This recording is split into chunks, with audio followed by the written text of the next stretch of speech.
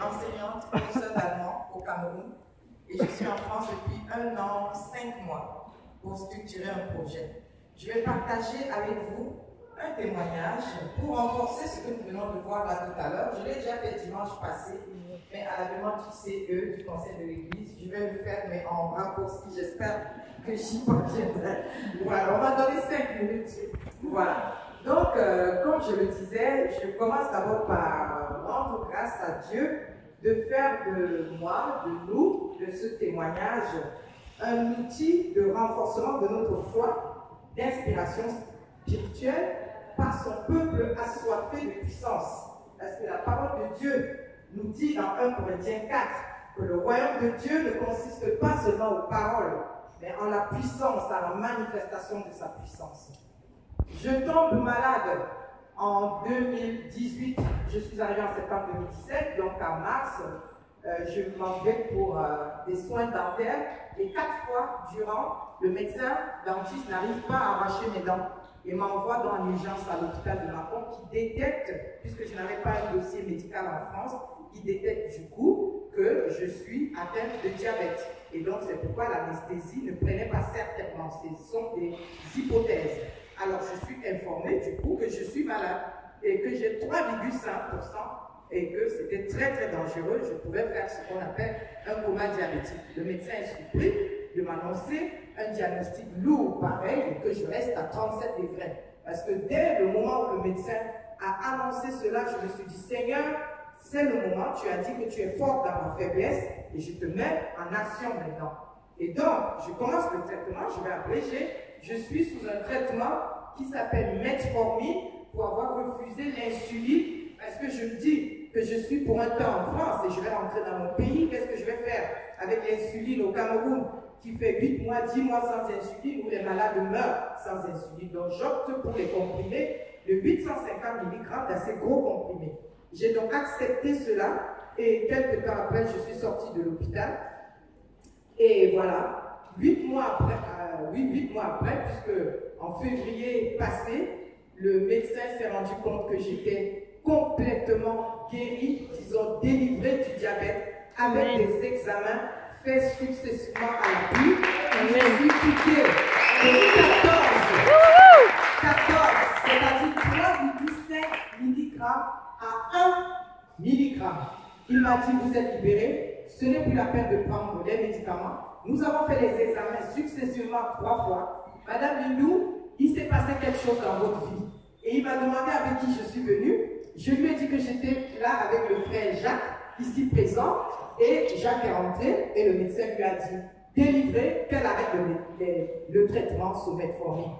2 semaines avant, j'étais aussi à la fin du mois de décembre chez l'ophtalmologue qui avait fait le même constat avec un examen qui s'appelle le fond de l'œil.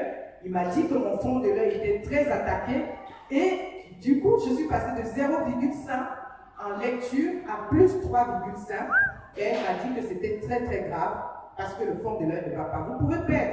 Les diabétiques peuvent perdre, peuvent être attaqués au rein, ils peuvent être attaqués par la vue et aux membres qu'on peut noter. Mais Madame Lidou, je vous dis, les yeux ne se remplacent pas. Le nerf optique, quand il est mort, il est mort. Donc faites très très attention à votre diabète. Essayez de faire des efforts de marche et tout ce qu'il y a là. C'est ça qu'il faut perdre du poids. Je peux donc vous dire que lorsqu'on a constaté ce diabète en février, fin février, début mars 2018, je pesais 102 kilos. Et aujourd'hui, je fais l'effort humain, ce que l'homme doit faire, ce que la médecine a dit, c'est de perdre 7 kilos et je suis à 86 kilos sur la balance. Je taille de la taille 50 à la taille 46.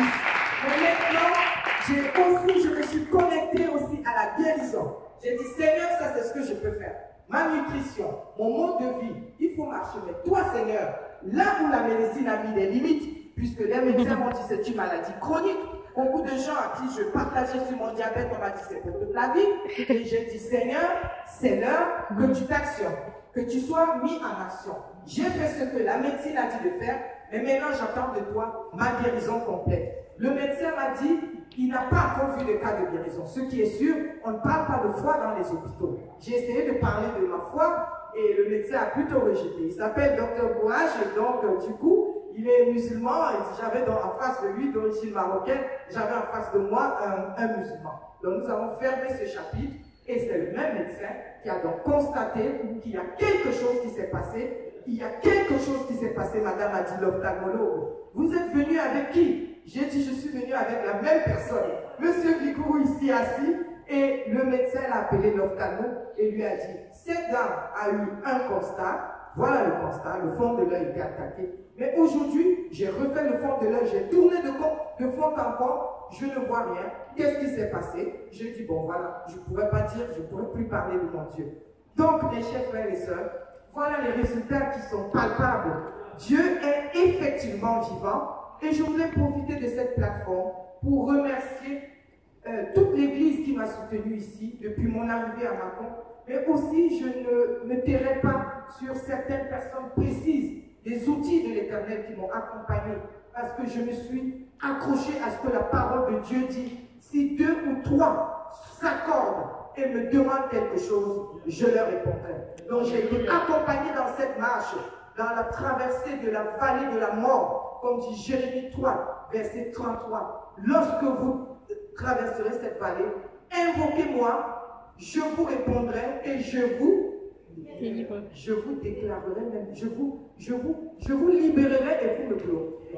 Donc j'ai été accompagné par 2 ou 3 ou 4 personnes. Merci à la famille aux Édouards, merci aux Édouards qui m'ont accompagné. Je ne sais pas si Olvin se souvient du coup de fil le 26 mars lorsque je l'ai appelé pour dire que ma vue avait baissé. J'étais en train de perdre ma vue et elle allait à l'école. Elle allait enseigner. Je suis allée chez Jacques et du coup elle m'a dit, Jean-Charles n'est pas là, mais vous pouvez venir, moi je vais à l'école, il sera là dans 5 minutes.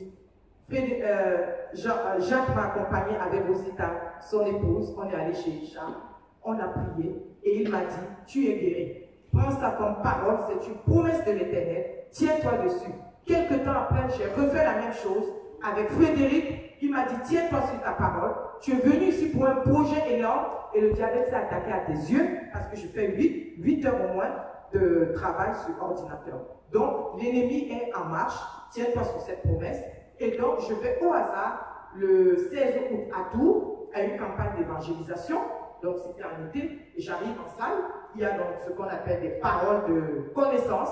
Et un pasteur qui ne me connaît pas personnellement, donc pris en Facebook Live sur Internet, donc commence les paroles de connaissance en salle. Commence à prononcer les paroles de connaissance. Il y a dans cette salle une dame qui s'appelle Anne-Marie. Qu'elle reçoive un sang neuf. Le Saint-Esprit me dit de lui dire de recevoir un sang neuf. Je me suis dit, j'ai regardé la salle, on était près de 3000 personnes et je n'ai pas vu de Anne-Marie se lever. J'avais peur, je ne connaissais pas cette communauté. C'est lorsqu'il a prononcé mon nom de famille, Anne-Marie Lindou, lève-toi et reçois effectivement ta guérison du diabète. Je me suis levée et j'ai dit Amen. Donc, c'est oui et Amen, la parole de Dieu. Je me suis donc basé sur ce Jérémie 33 qui a 3 axes. Dans la vallée, dans la détresse, invoquez-moi, je vous répondrai d'eux, et toi, tu me glorifieras. Et c'est pourquoi je suis là devant vous, pour glorifier le Seigneur, pour dire que cette notion de Dieu n'est pas que fictive. Dieu commence justement lorsque l'homme ne peut plus rien. C'est à partir de ce moment qu'il sait. J'ai donc mis cette action, je ne dis pas que j'ai mérité quelque chose, mais je voudrais juste nous exhorter à faire des essais. Des fois, j'ai dit, Seigneur, je voudrais essayer. Et il m'a délivré. Merci donc à vous tous. Que la gloire soit rendue à Jésus-Christ, parce que son sang m'a justifié, vous justifie, nous justifie tous. Merci mes chers frères et sœurs. Amen.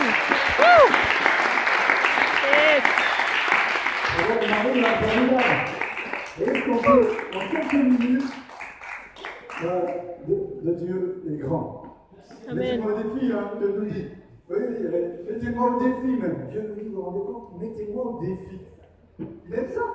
Il aime ça, notre Père. Amen. Oui, parce que, voilà. Et puis,